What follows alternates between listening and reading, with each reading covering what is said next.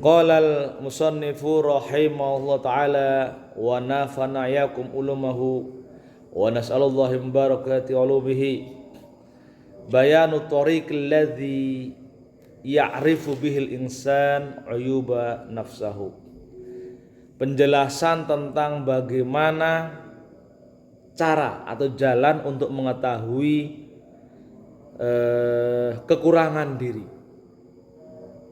Jadi penjelasan tentang bagaimana agar kita mengetahui kekurangan kita, tapi kita tidak merasa sakit. Pada umumnya ketika kita mengetahui kekurangan diri kita, disampaikan ke kita, rata-rata sakit hati. Ya betul. Bisa begitu. Wah kamu ini misalkan terlalu sombong misalkan. Wah selalu sakit hati, wah kata siapa? Ya langsung selalu akan muncul, rata-rata orang ketika dievaluasi akan muncul resistensi, merasa apa yang disampaikan itu tidak sesuai dengan kenyataan menurutnya. Nah, kali ini kita diberikan semacam pedoman atau panduan oleh Abdul Qasim Al-Baghdadi dalam kitabnya ini yang merupakan risalah atau mukhtasar dari kitab Ihya Ulumuddin. Saya bacakan takbirnya. Ilam annallah azza wa jalla idza arada bi'abdihi khairan basarahu bi'uyubi nafsihi. Ketahuilah bahasanya Allah azza wa jalla jika ingin hambanya itu menjadi baik, maka Allah akan memperlihatkan aibnya. Nah, ini premis dasar. Jadi kalau kita itu diperlihatkan kekurangan kita, pada hakikatnya itu adalah jalan bagi Allah untuk memperbaiki diri kita. Jadi ini perlu husnudzon ini dulu, bangun dulu. Jika ada orang yang menceritakan kejelekan kita atau menceritakan keburukan kita, kekurangan kita, kita harus pahami husnudzon itu adalah jalan Allah untuk memperbaiki diri kita. Maka kadang kalau orang itu selalu husnudzon, itu hidup nyaman. Orang mau ngomongin apa, oh berarti saya ada di sini kekurangannya, maka kita perbaiki perlahan-lahan. Kan kira-kira begitu. Itulah pentingnya ya, premis awal husnudzon kita. Jadi kita perlu membangun persepsi positif ketika orang itu membuka atau menceritakan atau menyampaikan kekurangan kita, itulah jalan Allah untuk memperbaiki diri kita. Faman kanat basiratan nafidatan lam takhaf alaihi uyubahu. Orang yang memiliki basiroh itu tidak hanya ini. Kan gini, kalau ini itu kan mata itu kan basiron, ainun. Itu mata nih, ainun nih, ainun itu mata. Tapi kalau basir itu mata tapi mata hati. Atau yang nyambung ke otak. Jadi ainun itu mata fisik ini, yang bulat ini, yang bisa dipakai untuk lihat. Tapi kalau basir itu mata hati atau yang itu nyambung ke otak. Jadi lebih kepada pandangan rasional. Pandangan rasional. Tidak pandangan hawa nafsu. Ya, maka kemudian ketika orang memiliki basiroh di pandangan yang dalam itu, lam takhaf alaihi uyubahu. Maka dia tidak akan pernah takut ketika dibongkar aibnya. Kenapa? Karena setiap kali dibongkar aibnya akan menjadi jalan untuk memperbaiki dirinya. Sehingga kemudian kita bisa menjadi berakhlak. Ya. Fa idza arafal uyuba amkanahul ilaj. Jika dia tahu aibnya, maka bisa mengobati. Makanya dokter itu ketika memeriksa akan tanya sakit apa, kita kemudian bercerita, Oh begini, dia udah punya, oh ini obatnya ini obatnya ini. Tapi kalau misalkan diam saja, meskipun dokter juga tahu, ya dokter itu juga tahu, tapi kurang yakin gitu kan, ya nanti khawatirnya obatnya salah kan gitu. Oh sakitnya pusing dikasih obat perut misalkan kan gitu. Nah, maka faman arafal uyubah amkanul ilaj. Walakin aktsarul khuluqi jahiluna bi uyubi anfusihim. Kebanyakan manusia itu jahil dengan aib dirinya. Kebanyakan manusia itu tidak tahu aib dirinya. Kebanyakan itu. Jadi maka kalau karena nggak tahu merasa pinter, jahil. Jadi maka orang yang termasuk beruntung itu kan ada 3 kategori kan. Ada orang yang tahu kalau dia tahu, ada orang yang tahu kalau dia tidak tahu, yang ketiga orang yang tidak tahu kalau dirinya tidak tahu. Itu yang paling parah, itu yang ketiga itu. Orang yang tidak tahu kalau dirinya tidak tahu. Maka dia bergaya tahu terus. Nah, itu paling membahayakan, menyesatkan. Kita juga harus tahu melihat orang yang dia tidak tahu kalau dirinya tidak tahu. Sehingga qaul-qaulnya itu jangan dipercaya kan. Nah. Yara ahaduhumul qadha fi aini akhihi wa la yaral jud'a fi aini nafsihi. Dia bisa melihat kotoran di mata saudaranya, tapi dia tidak bisa melihat belang di mata dirinya. Faman arada ay yu'rifa atau ay ya'rafa uyuba nafsihi falahu arbatu turukin. Ada 4 cara untuk mengetahui aib atau kekurangan diri kita. Al-awal, atorikul awal, metode awal, ayat lisa baina yadaihi syaihin basirin bi'uyubin nafsi.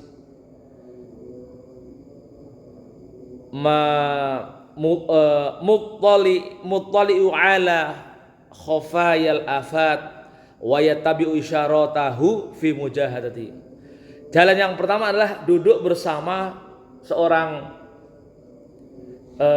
orang bijak, syekhin basirin. Orang bijak itu bisa guru, bisa ya orang tua yang wise, ustadz. Basirin bi'ayubin nafs. Dia memahami dengan aib-aib atau kecacatan itu, tapi dia bisa meramu bagaimana cara menceritakan aibnya kita itu yang diajak bicara dengan bahasa yang halus, tanpa namanya halus. Kemudian kalau menyampaikannya dia tidak mudah menyinggung hati. Guru ini penting. Jadi lalu kemudian dia akan memberikan, kadang kalau orang-orang bijak itu kalau ngeritik tidak selalu to the point, selalu pakai perumpamaan. Nyindir itu halus banget, nyindir itu biasanya begitu. Jadi wahada sa'nutil mid ma ustadhi, ini gaya model murid dengan guru. Fayu'arifuhu ustadhuhu uyuba nafsihi wa yu'arifu tariqa ilaji. Dia mengetahui caranya dan kemudian dia juga membantu mengobati. Ini kalau di pesantren itu banyak begitu. Di pesantren itu kadang ribuan kiai itu tahu kondisi muridnya. Maka sering kalau muridnya yang bandel misalkan, itu langsung dipanggil untuk ning dalam itu kan di rumah kiai. Langsung dipantau. Suruh apa? Disuruh masak, suruh mijitin gitu. Nah, karena itulah kesempatan dia untuk membenahi. Misalkan anak itu sombong, nakal, badung, itu dihancurkan kesombongannya dengan cara apa? Melakukan pekerjaan yang menurut dia hina. ya mijitin itu kan, ngepel. Untuk apa? Untuk menghancurkan rasa gumedenya. Jadi dia tahu gitu. Jadi Ustadz itu tahu bagaimana cara menghancurkan kesombongannya dan bagaimana cara mengobatinya. Jadi itu pentingnya guru di situ. Jadi kita itu bergembira kalau dulu di pesantren itu tinggal di rumah kiai. Itu senang banget walaupun pekerjaannya disuruh masak. Pekerjaan disuruh masak, melayani tamu. Jadi kalau ada tamu itu yang nyuguhin makanan, bikin minum. Lalu kalau kiai pegel suruh mijitin. Itu pekerjaan yang diperkirakan hina, tapi sebenarnya di situ ada kalau dalam bahasa kita disebut berkahnya di situ. Padahal itu adalah strategi kiai untuk membenahi akhlaknya. Maka kadang kalau yang anak-anak itu badung di rumah ditarik di kiai itu nggak pernah ngaji, tapi pulang-pulang bisa ngajar ngaji. Itu ya sebutnya berkah. Padahal nggak pernah ngaji, tapi bisa ngaji. Nah, itu disebut berkah. Ya kalau misalnya ngaji kayak gini itu, lancar itu. Karena tiap hari dengerin kiai ngajar. Nah, jadi dapat berkahnya. Itu contoh ya. Meskipun ada juga contoh yang berbeda ya. Ada contoh yang berbeda, kadang ditugasi untuk melakukan hal-hal tertentu. Yang kedua, at-thariqus tsani, metode yang kedua adalah ayat luba sodukon basiron mutadayyanan yulahidu ahwalahu wa af'alahu fama karha min ahlaqihi wa af'alihi wa ayubihi yunabbihu alaihi. Jadi mencari teman yang basiron juga, yang bijak, berwawasan, yang dia bisa menceritakan tentang atau mengevaluasi kekurangan-kekurangan kita, ya, lalu kemudian juga bisa menjelaskan bagaimana cara mengobatinya. Ini penting. Teman itu ya penting. Kalau dalam hadis itu disebutkan al-mu'minu mir'atu ahihil mu'min. Al-mu'minu mir'atul mu'min. Mukmin yang satu adalah cermin bagi mukmin yang lain. Itu artinya apa sebenarnya? Kita sebagai sesama saudara muslim itu ditugaskan untuk mengevaluasi atau menegur jika punya saudara muslim yang lainnya ada keburukan. Misalkan nih, yang paling gampang misalkan imam ada bacanya salah, ingetin. Itu tugas kita sebagai mukmin. Karena al-mu'minu mir'atul mu'min. Kita punya saudara kita perilakunya jelek, yang itu mengancam keharmonisan keluarga misalkan. Jika kemudian kita bisa ingatkan, ini begini, kamu ini begini. Atau ketika dalam pergaulan dia mudah terlalu sering menyakiti teman yang kita ingetin. Itu yang disebut al-mu'min mir'atul mu'min. Mu'min yang satu adalah nah, pentingnya kita menjadi basirah adalah karena agar kita berhati-hati ketika memberikan masukan. Jadi disebut mukmin basirah. Kita sebagai mukmin yang berwawasan. Maka ketika mengingatkan jangan sembarangan. Bijak, lihat kondisi. Itu mukmin basirah. Kalau mukmin yang mungkin hari ini baru ngaji, ketemu temennya langsung ada aibnya, langsung ditegur. Wah, ini kata Ustadz begini. Nah, itu belum basirah. Belum basirah. Ujuk-ujuk mereview, itu belum basirah. Belum bijak, belum berperspektif yang baik. Nah, mukmin basirah ya tentunya perlu ilmu agar memiliki modal bagaimana ngomong dengan orang niatnya mengevaluasi tapi tidak menyakiti. Jadi bagaimana kemudian kalau kita nggak punya kemampuan itu, tahu-tahu ketika memeriksa atau apa namanya, ketika memberikan masukan sakit hati, stop, langsung mundur. Caranya langsung daripada nanti berantem. Jadi begitu kalau untuk teman. Tapi kita sebagai teman berusaha memiliki kemampuan untuk itu, karena beberapa hadis itu menunjukkan, misalkan almar'u ala dini khalilihi. Seseorang itu sebenarnya itu berada di dalam agama temannya. Jadi kita baik buruknya kita itu sebenarnya tergantung pada teman kita. Kalau teman kita baik, maka kemudian kita akan bisa mendapatkan asupan, mendapatkan masukan yang baik. Kalau teman kita baik, sering mengingatkan, itulah yang nanti teman itu akan menjadi syafaat, akan memberikan syafaat.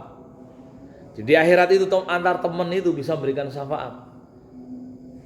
Ya meskipun syafaatnya tidak sekuat syafaatnya Rasul kan. Kalau Rasul kan syafaatnya bisa untuk umat kan begitu ya, untuk umat sekian banyak. Kalau teman itu antar teman saja, antar teman saja. Jadi almar'u ala dini khalilihi fal yangdur ahadakum man yukhallil. Jadi karena agama kita tergantung pada yang menemaninya, maka lihatlah temannya. Kalau temannya itu baik, maka dia akan menjadi baik. Itu hadis riwayat Tirmidzi. Di mahfuzat itu juga diramu dalam sebuah mahfuzat gitu. Ada begini, anil mar'i la tas'al wasal an qarinihi fa innal qarin bil maqarin yaqtadi. Perilaku seseorang itu kalau pengen kamu tahu, jangan tanya dia kamu itu seperti apa, tapi lihatlah temannya. Jadi kalau misalkan mau tahu nih Harun temannya siapa? Oh Rizal, lihat aja Rizal. Itu mesti tidak jauh berbeda, 11, 12. Bahasanya 11, 12. Karena mesti hukumnya orang baik akan mencari teman yang baik, mesti begitu. Tapi kalau pekerjaannya misalkan minum-minuman, mesti akan dilihat temannya juga teman yang suka minum-minuman, suka mabuk-mabuk dan seterusnya. Kenapa? Karena korin teman itu dengan teman yang lain mesti saling mengikuti. Maka pesannya Adzarruji, fa in kana dza syarran fajannibhu sur'atan. Jika kemudian dia memiliki perilaku yang jelek, maka segera jauhi. Fa in kana dza khairin faqarinhu yahtadi. Jika dia kemudian terlihat baik, maka ikuti, karena pasti dia akan memberikan petunjuk, dia akan memberikan hidayah, akan memberikan informasi yang benar. Nah, itu metode yang kedua. Jadi teman, melalui cari teman yang bisa mengevaluasi. Nah, lalu yang ketiga, at-tariqut tsalits ayyastafida ma'rifata uyubi nafsi man min alsinati a'daihi. Nah, bisa mengambil pesan-pesan atau mengambil faidah yang baik dari lisan-lisan orang yang tidak menyukai. Jadi kalau ada orang yang tidak suka pada kita, ya, itu kita berterima kasih, ambil baiknya. Ambil baiknya. Orang ngomongin kita berterima kasih, ambil baiknya. Karena manfaatnya banyak. Pertama, misalkan orang yang tidak suka dengan kita itu akan memberikan informasi yang baik, meskipun maksudnya informasi yang baik tentang kejelekan kita, dan itu lebih valid gitu daripada teman. Maka disebutkan wala'alla intifa'ul insan bi aduin musahinin yadhkuru uyubahu aktsaru min intifa'i bi shadiqin mudahinin yasna alaihi wa wa amdah yumdi wa yumdihuhu wa yakhfa anhu uyubahu. Musuh yang benci itu lebih banyak manfaatnya daripada teman yang menjilat. Jadi musuh yang memiliki kebencian pada kita lebih banyak membawa manfaat daripada teman yang menjilat. Tadi salah satunya informasi, dia bisa menginformasikan secara akurat tentang kekurangan kita. Itu pertama, manfaatnya. Maka kita terima kalau punya orang yang tidak suka dengan kita, menceritakan tentang kita, oh bisa dipastikan mendekati kebenaran. Oh itu si Rizal itu pelit misalnya. Ini begitu misalkan. Itu dianggap sebagai informasi yang valid. Justru ketika dia tidak suka, informasinya lebih daripada teman yang menjilat, yang khawatir ini itu mesti dia akan muji-muji dan seterusnya. Nah, yang kedua, nih, manfaat yang kedua, orang yang banyak cerita tentang kekurangan kita, maka kita akan menerima manfaat berupa kebaikan dia yang ngomongin kita, yang menjelek-jelekkan kita, kebaikan dia itu akan sampai ke kita. Jadi bukan buruknya, tapi pahala dia itu akan diberikan kepada kita yang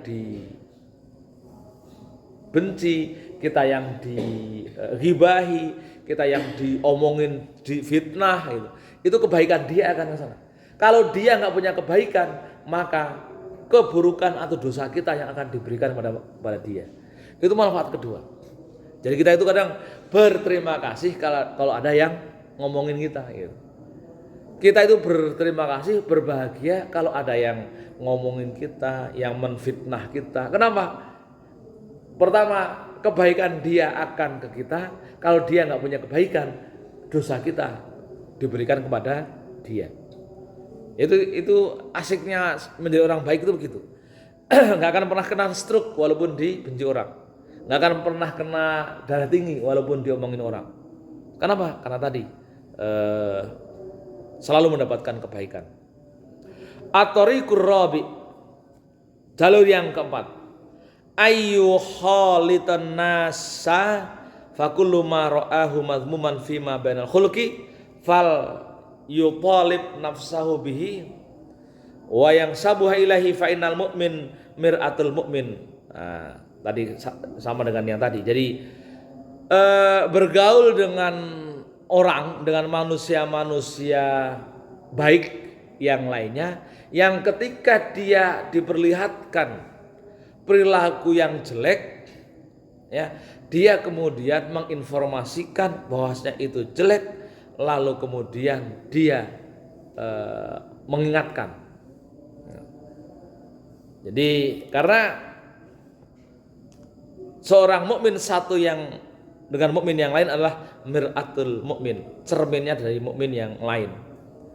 Jadi misalnya gini, kita itu kalau bergaul dengan orang baik, lalu kemudian kita takjub, wah orang itu kok baik ya, itu ada kecenderungan untuk meniru. Saya akan seperti dia, kan begitu.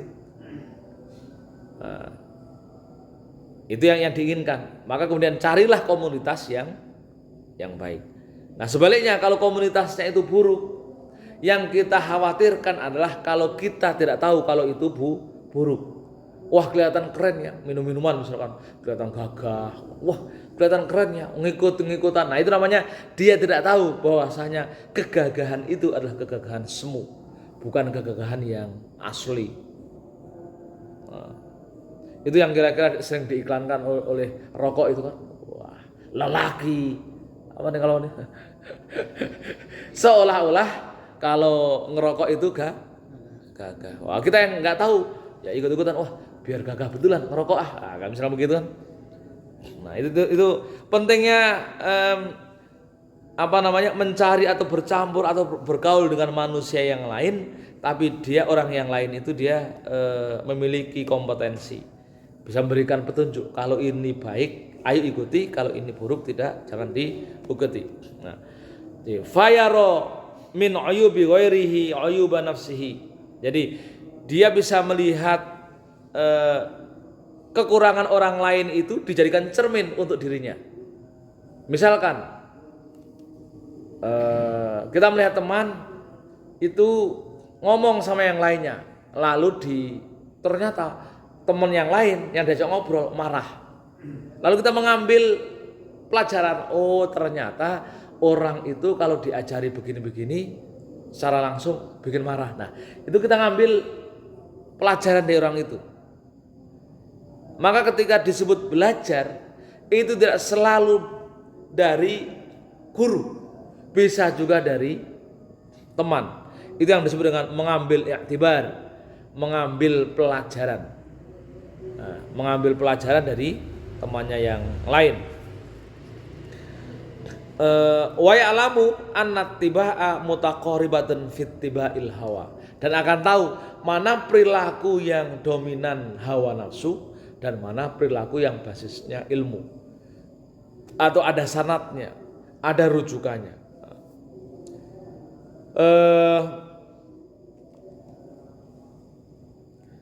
Fama yatasifu bihi ghairahu fala yanfaku huwa an aslihi au an a'dham minhu au an syai' minhu fal yatafaqqad nafsahu wa yutahhiruha an kulli ma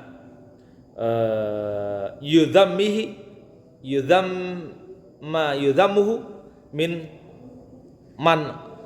ghairihi. Jadi sekali lagi, belajar pada orang lain, lalu kemudian kita ambil i'tibar, kita ikuti yang baik, kita ikuti sebagai media untuk pengembangan karakter ataupun tabiat kita. Jadi itu sebagai media pengayaan diri kita. Belajar itu kalau di dalam tafsir itu namanya ayat-ayat kauniyah. Ayat-ayat kauniyah itu jadi kalau kita belajar Al-Quran, itu tidak selalu harus membaca Quran tahu terjemahannya. Kita bisa belajar Al-Quran, memahami ayat-ayat Allah itu pertama selain melihat langsung dari ayat-ayat Al-Quran, yang kedua melihat secara langsung ayat-ayat kauniyah. Ayat-ayat kauniyah itu ayat-ayat di luar Quran, bisa alam sekitarnya, bisa melalui manusia sekitarnya. Jadi kalau ada orang ngobrol, lalu kemudian yang satu yang marah, lalu kita bisa mengambil kesimpulan, oh rupanya gaya ngobrol begini tidak baik, maka kemudian jangan kita pakai. Itu sama dengan kita belajar berakhlak melalui ayat-ayat kauniyah. Ayat kauniyah, jadi sama dengan kita membaca Al-Quran. Jadi kita membaca Al-Quran itu disebut berpahala, kan gitu ya? Membaca Al-Quran kan disebut pahala. Kalau kata hadis Rasul, man qara'a harfan min kitabillahi falahu hasanatun wala ahsinu alif lam mim harfan. Barang siapa yang baca satu huruf di dalam ayat Al-Quran itu, maka baginya adalah satu kebaikan. Wala ahsibu alif lam mim harfan. Aku tidak menghitung alif lam mim harfan, walakin alifun harfun, walamun harfun, wa mimun harfun. Tapi aku menghitung setiap huruf namanya alif lam mim, ya alifnya satu huruf, kemudian lamnya satu huruf, mimnya juga satu huruf. Walikulli hasanatin asratu walikulli hasanatin asra. Setiap satu hasanah itu dilipat gandakan 10 nilainya. Jadi kalau membaca alif lam mim itu sama dengan dapat 3 hasanah, ya, 3 kebaikan, tapi hitungannya sama dengan dapat 30. Kan begitu. Itu hadis membaca Quran, ayat-ayat Quran. Tapi membaca ayat-ayat kauniyah di sekitar kita, entah itu alam, entah manusia satu dan yang lain, entah hubungan makhluk satu dan makhluk yang lain, kita baca lalu kemudian kita jadikan pelajaran, itu juga pahalanya sama besar dengan membaca ayat Al-Quran. Karena itu juga ayat-ayat Allah. Seluruh gerakan alam, ya, ini adalah ayat-ayat Allah dalam menyampaikan pesan-pesannya.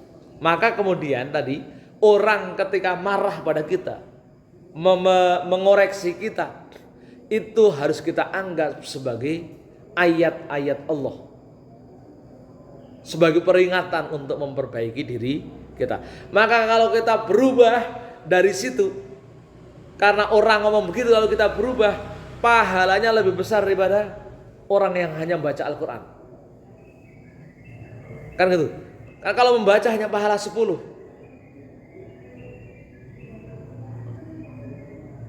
Tapi kalau dia sampai mengamalkan, jelas lebih tinggi pahalanya. Mengamalkan ilmu yang diberikan, itu pahalanya lebih tinggi. Kalau kita membaca Quran kan hanya mengamalkan membaca. Tapi kalau ini langsung tahu isinya. Tahu ini buruk, lalu kita adopsi, kita ambil iktibar, lalu kita aplikasikan. Maka itu pahalanya lebih besar. Jadi itu namanya membaca ayat-ayat Allah di luar kitab suci Al-Quran. Dan banyak ayat-ayat di luar Al-Quran itu jauh lebih banyak. Para ulama sering mengatakan begini. Islam itu lengkap. Semua sudah tertera di dalam Al-Quran dan hadisnya. Sebenarnya juga tidak cukup, karena yang di Quran dan hadis itu terbatas. Jumlah ayat dalam Al-Quran hanya 6.600 sekian ayat. Sementara kehidupan manusia melampaui itu. Hadis Nabi hanya sekitar 8.000-an yang sahih. Yang lainnya ya kalau dengan yang tidak sahih banyak. Masa hanya kehidupan manusia kira-kira hanya di dalam anggap sekitar 14.000-an hadis ataupun ayat. Maka Allah fasilitasi melalui ayat-ayat di luar itu yang disebut dengan ayat-ayat kauniyah. Nah, kira-kira begitu.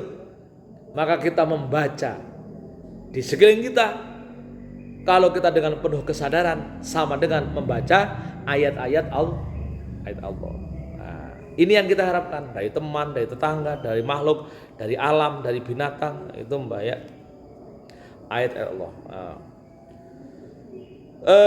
Wa hadza kulluhu min hiyalin man faqada syaikhan muriban nasihan fid din wa illa faman wajadahu faqad wajada tabib falyulazimuhu fa innahu yukhlisuhu mimartihi.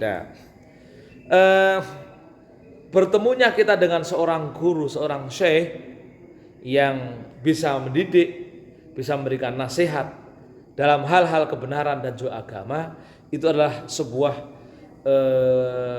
kesempatan yang langka yang harus kita manfaatkan.